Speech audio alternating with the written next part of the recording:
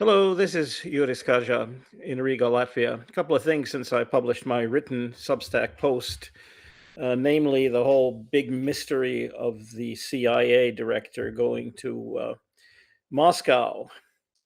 And this is a very interesting, if not suspicious, event. He landed his big US Air Force transport plane in Riga and then moved on to Moscow. It was sort of interesting that he had to stop over in Riga. Probably could have flown direct. Um, the information coming out from the US media is that he went there to send a warning to Putin not to try any kind of stunts with the Baltic countries. Well, that may well be, but on the other hand, if we speak in terms of the way President Donald Trump treated Zelensky, saying you have no cards. Well, I think that Putin, having looked at what the US has used up, shot off in terms of long range and precision strike missiles and bombs and everything, the US, at least as a NATO member, the US has no cards on its side, probably, or very few cards, because they're all gone. They're all blown off in over the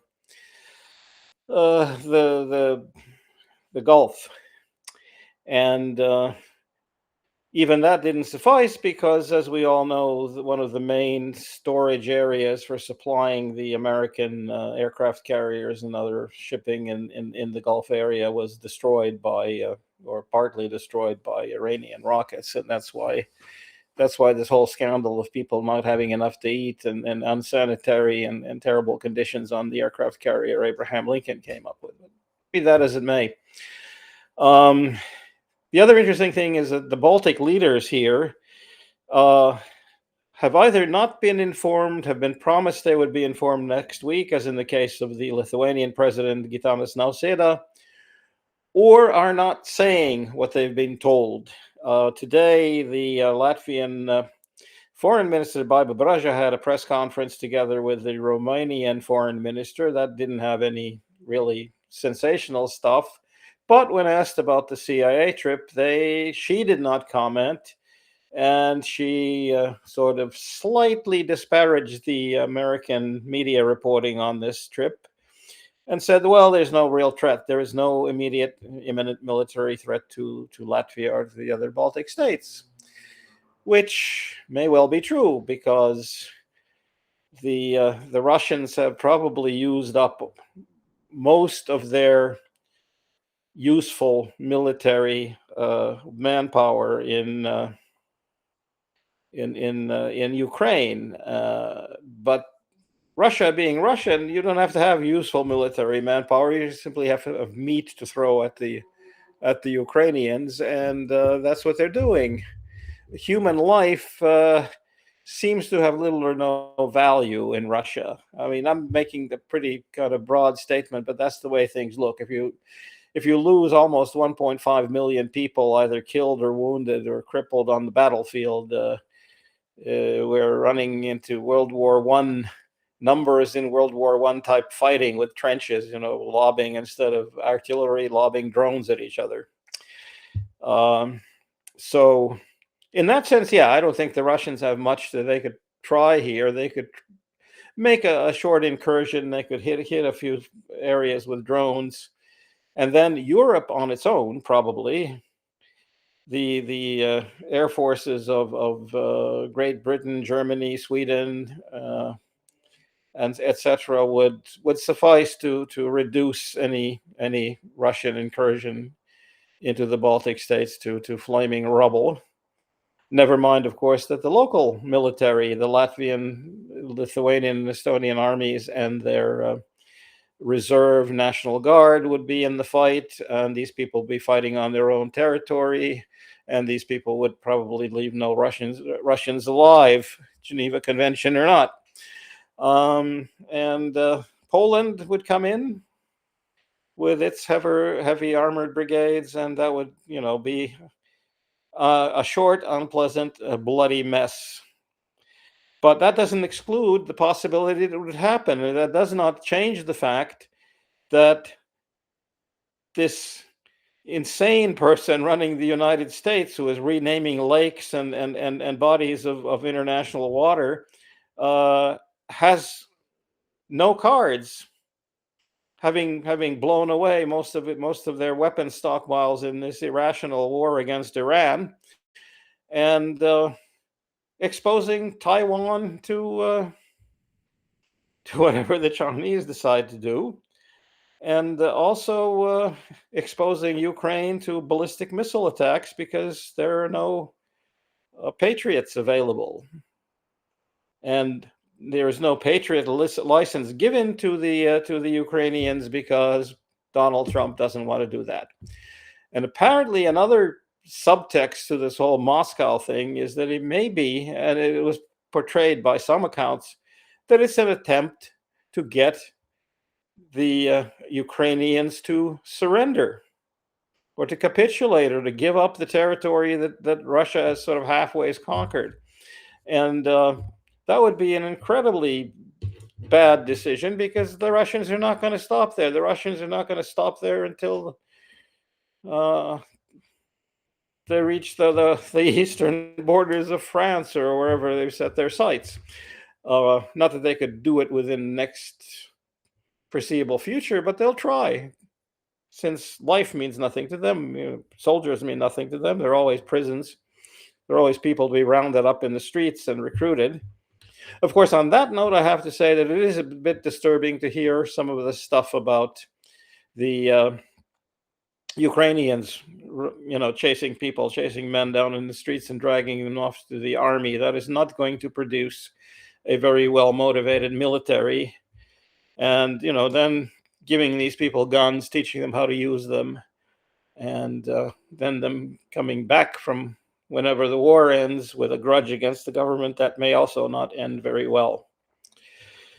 One, of course, can hope that is not that sort of persuading the Ukrainians to capitulate is not the real mission of the CIA director. And I hope the CIA realizes who they're dealing with in Trump, and that there are some barriers as to what he within that organization as to what they'll let the president do.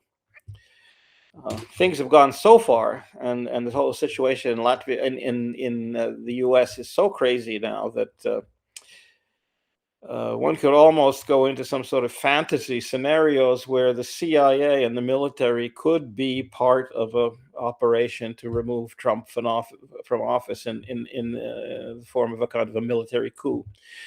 And then the U.S. would truly be America because it would join the traditions of that other part of the world called America, South America, where military coups are the way this stuff happens. But I hope we don't come to that. I hope we don't come to that. But if it were to happen, and if the right generals took over, and if they held elections again in 6 months after putting the entire Trump regime on trial, well, I'm not going to be the one who's going to go out in the streets and protest on day number 1 after the military coup in the U.S. Maybe later. Anyway, that's where things stand now.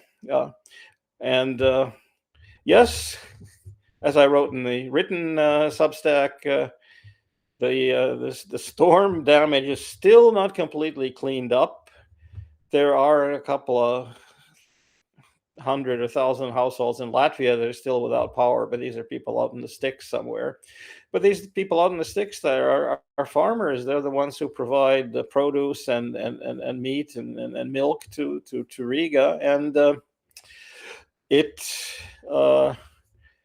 is a real issue as to why, for instance, mobile phone, or as you'd say in the US, cell phone towers are dying so fast.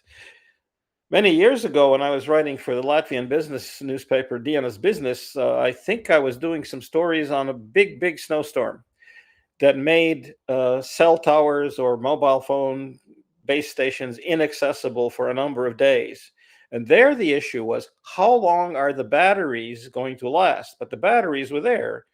And, it was some certain time before the batteries would run out. Now it seems there were no batteries or no reserve power in a lot of these base stations. And once the base stations are off the off the grid, you can no longer call the European 911, which is 112. You can no longer get these emergency flash alert messages about storms or other natural disasters occurring. The whole system then falls apart. And I think the Prime Minister Kohlbergs is right in asking the questions. Why did this happen? What's going on? Who's in charge of things being like this? Well, that's about all I can sort of have to say for now. Just to repeat, I am really skeptical of what this whole Moscow thing was all about, and I'm a little bit worried that none of the Baltic officials that have spoken about it publicly have had much to say.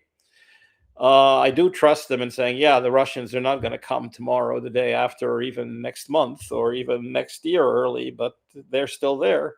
They're not going away, and they're not giving up on the idea of conquering as much of their former Soviet territories as they can at whatever cost in life and treasure. So keeping that in mind, I'm going to say goodbye for now from Riga, Latvia. And those of you who haven't already subscribed to my written Substack, please do so. And the fee is not much. I think it's like €5 a month if you want to pay for it. That would be very much appreciated. But if you don't want to pay for it, you just want to read it. That's the whole point of it anyway, to give you some information. So long from Riga, Latvia. This is Juris Kaža signing off.